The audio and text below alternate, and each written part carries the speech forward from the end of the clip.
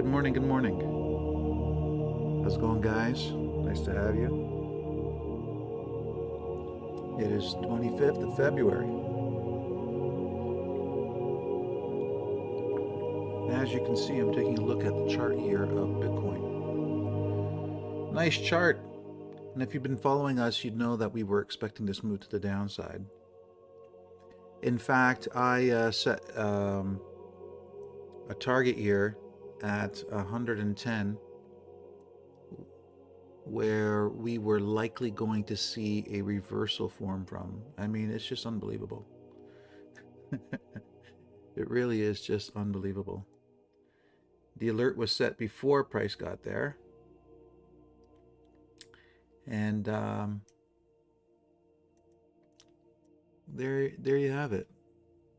I mean, price literally came right there to 110. That was the highest point. And now we dropped.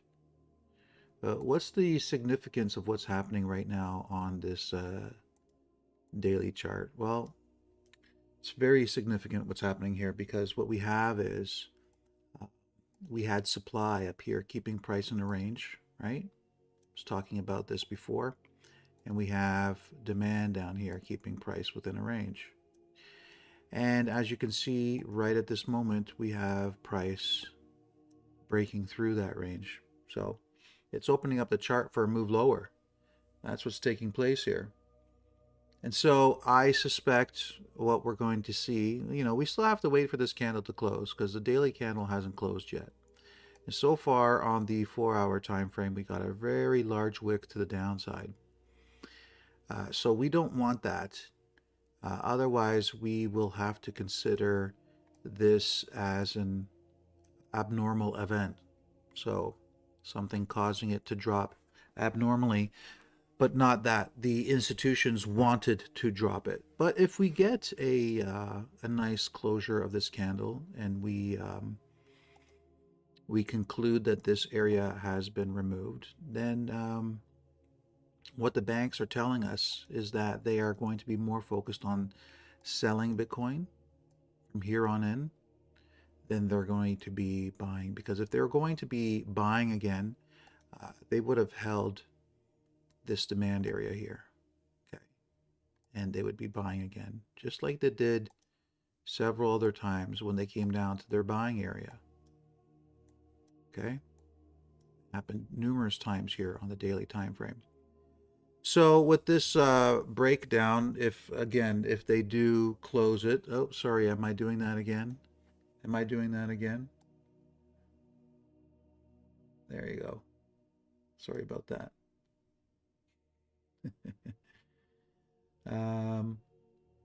If they close this candle near the lows here, I'm going to consider this area of demand taken out. Okay. And then the next chart that we will be focusing on will be right here, the weekly chart. Okay. I always say that you have to know what chart to be focusing your attention on. Here's a perfect example. Okay. I told you this weeks and weeks and weeks ago, right?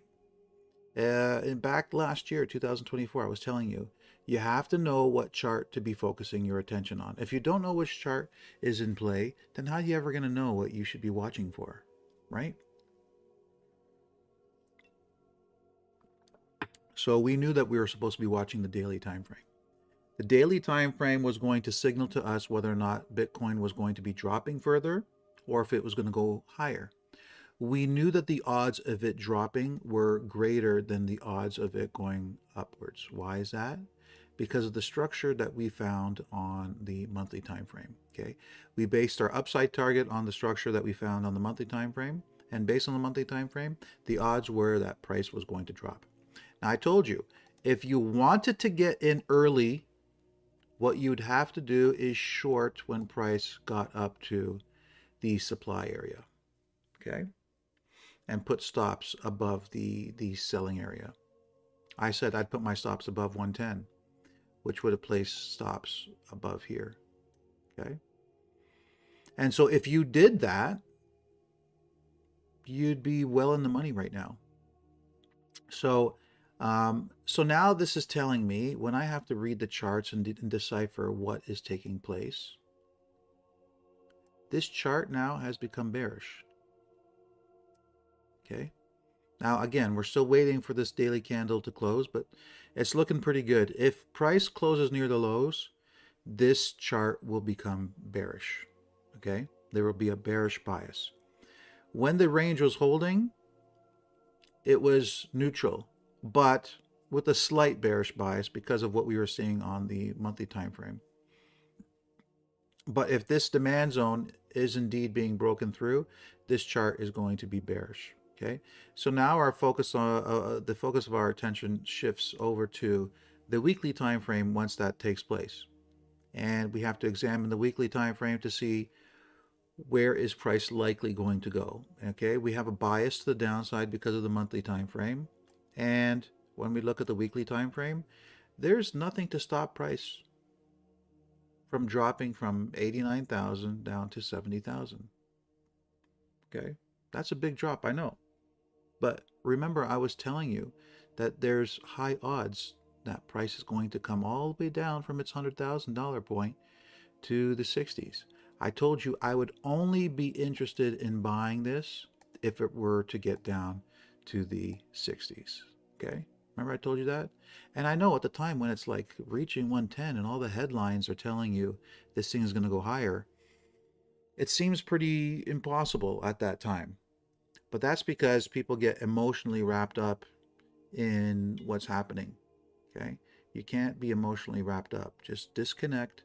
Don't listen to what the media is telling you. Don't listen to what all the so-called experts are telling you. Just disconnect and look at the charts. The charts gives you all the information you need. Okay? If you know what to look for. That's what I keep on repeating myself, and I will always repeat myself because this is vital information. The reason why there is so much drama when it comes to market news is because they're trying to suck you into this vortex of emotional trading. Okay, they want to pull you away from the charts and doing the real work on the charts, which will provide you with all the information you need, and they want to suck you into the vortex of emotional trading. They want to get you riled up, making you feel like you're missing out. And that's exactly when you will fall prey to what they want you to fall prey to, right? So when we look at the weekly time frame, you can see that there's quite a distance to drop there, down to the 70,000. Okay, but this is an early stage signal that things are likely going to go in that direction. Okay, so I asked you guys to post some charts that you'd like to take a look at. So let's see what you guys are asking for. I see US dollar, Japanese yen, S&P. Somebody's telling me that I look good. Thanks. Shrink your camera, please. USCAD, frame is covering the chart. All right. So US dollar, Japanese yen. Let's go there. We covered this one in great detail yesterday. We did our CFTC masterclass, and we covered this one in extreme detail. But here's the situation, okay? If you take a look at this little cloud that I created here, it's letting you know that when price was right here, the banks reached a maximum size, a new maximum size in short positions, okay? They've never been this short in the history of holding positions on the US dollar, Japanese yen. They've never been this short. Now, could they surpass that and go even higher up? Yeah, sure, it's possible. But when we look at the weekly time frame, what we do see is that a demand zone is in play, okay? So immediately, just based on that, the bias is pressure to the upside. When you consider the fact that institutions are maxing out on their shorts, immediately the bias is to the upside, okay? So we have a bullish bias, right? even though if I were to look at the weekly time frame, I'd say, boy, oh boy, this looks super bearish. I mean, it really does look super bearish. It looks like that's going to happen, right? If I wasn't taking into consideration the institutional buying zones that were in play right now, if I wasn't taking into consideration the fact that the banks have already maxed out on their short positions, if I wasn't looking at those things, I'd be thinking price is going to be dropping. That's what I would be personally thinking. And likely most people are thinking that too when you look at the monthly time frame. This looks like what, a triple top, isn't that what they say? Or head and shoulders, right? Head and shoulders, right? You got the left shoulder, the head, and the right shoulder, right? Are they creating this situation to lure in shorts? I don't know. Start thinking. If if the banks have 147,000 short, and it's their largest short position ever, what's required for them to offload those positions, right? What's required for them to offload those positions? They're going to need sellers. They're going to need sellers. They've maxed out on shorts. They've never been so short. So eventually they're going to have to close out their shorts, right? So how are you going to close off short positions? You need to find a lot of people willing to short the US dollar Japanese yen. How do you find a lot of people willing to short the US dollar Japanese yen? I don't know. Create a head and shoulders pattern on the monthly time frame. I'm just saying, right? These are just things to think about. Things that you should be focusing on, because this is the things that I look at. So that's the bias when it comes to that. USCAD. We recently contacted some supply here on the 4-hour time frame. Slight drop to the downside, but holding quite well. As I mentioned before, if you look at the monthly time frame, we have a situation playing out where prices retracing down towards an area of significant demand. And depending on how the demand is drawn, we could have that demand coming into play right now. One of the early signs that significant buying is coming into play is if we get a break of this area of supply, okay? So this will be an early signal that the banks are coming in with significant buying, is if that area gets taken out. And if that area gets taken out and we get the push to the upside, where is it going to go? It's going to head right back up here. So that area is the supply that we just recently dropped from, if you remember. Okay. We dropped from here, got the push down. So these are going to be some of the things that I'm going to be watching for. And you should be watching too, because this is what you should be watching for. If you want to determine what the USCAD is going to do, these are the exact things you need to be watching for, because we're locating the selling areas that were created by the institutions that are moving price. Okay? So if significant buying is coming in, remember, we have to follow the time frames. And the monthly, the monthly time frame is bullish. And the reason why it's bullish is because it has a significant area of demand here that price is coming towards. Maybe it's not hit yet and we see price drop. That's a possibility, okay? But that demand is there and it's significant. And as long as it's here and it holds, we expect there to be a move upwards from here. All right.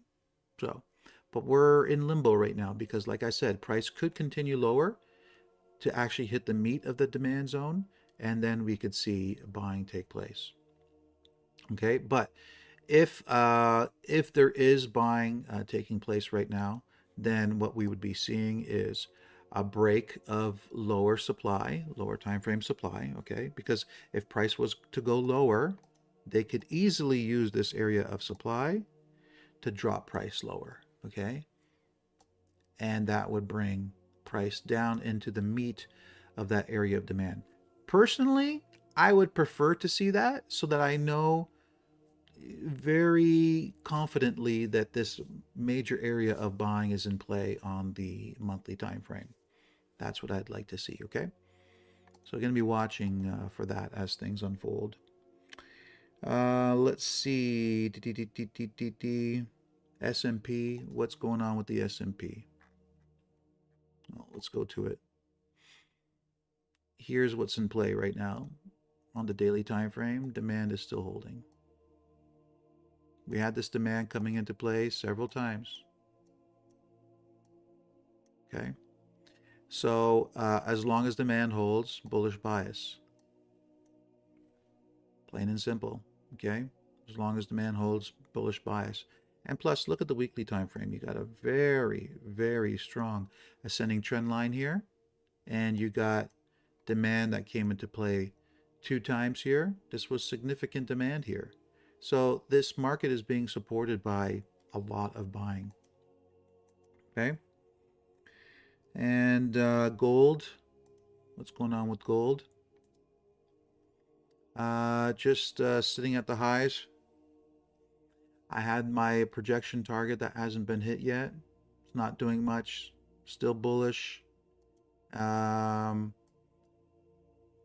removal of this zone here will signal a drop. Okay, that zone gets taken out, then we are expecting a move lower. And last, HD, yeah, they came out with good earnings today, really good. And I'm looking at this one as a potential buy, personally. And we got a really nice institutional demand area right here. And as you can see, if you take a look at price, it fell short of contacting that area of demand. So I would personally like to see price drop, and I believe that's what's going to happen. I think positive earnings are going to be used to lure in a lot of buyers, and banks are going to sell it to them. And the reason being is because they want to drop price a little bit lower into their institutional buying zone, and then when retail say, ooh, for some reason it's dropping, let's get out of here, then they're going to sell and the banks will buy, and then we'll see a rally. Those are just my thoughts. Okay, I could be wrong, but when I look at what's going on the charts, and I know the games that they play, this is what's likely going to take place. All right, folks. All right, good. I hope you enjoyed this session. I did, and I'll let you go. I'm going to get back to my work here. Thanks for joining me, and enjoy your day. Trade well. Hope you're doing well out there. You take care, everybody.